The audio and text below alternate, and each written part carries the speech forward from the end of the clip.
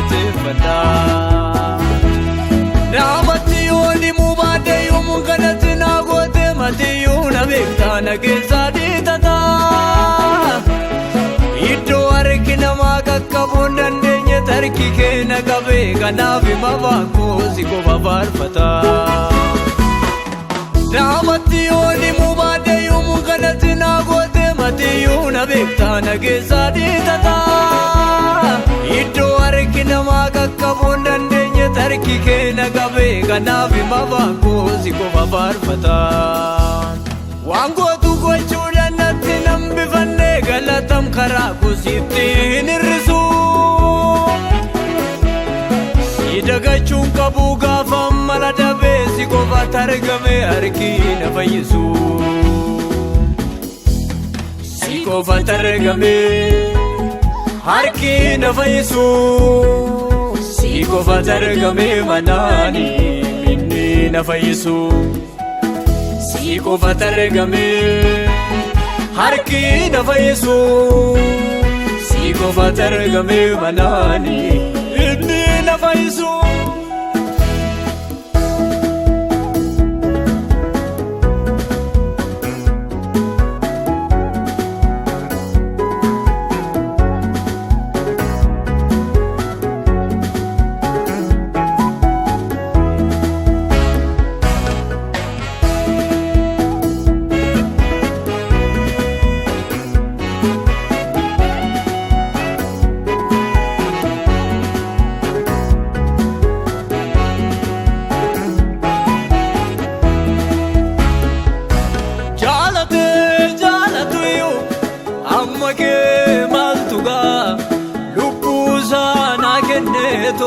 Darbeeto nararraa duuteeto du'arraa bafuun aanammoo du'a oolchite arfii du'aa jalaa na baafte jireenyaaf na qopheessite. Osumaan kanafaa beeku akkamiin cubbuutti lixa cubbuudhaaf ani karaan qabu bara koosiif jiraadheen fixa. Bara koosiif jiraadheen fixa. Bara koosiif jiraadheen fixa. Bara koosiif jiraadheen fixa.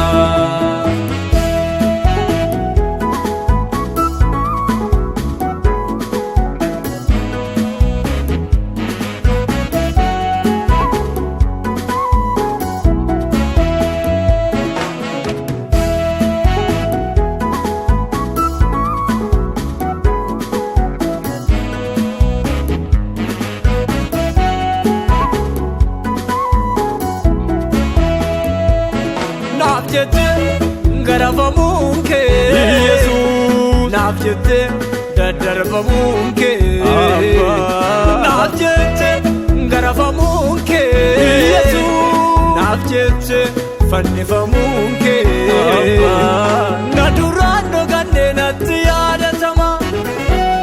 Naaf jette garafamuun kee naaf jette fannifamuun kee na duraan dhokannee natti yaadatama. Natti yaadatama naani natti yaadatama. Natti yaadatama naani natti yaadatama. Natti yaadatama naani natti yaadatama. Natti yaadatama naani natti yaadatama.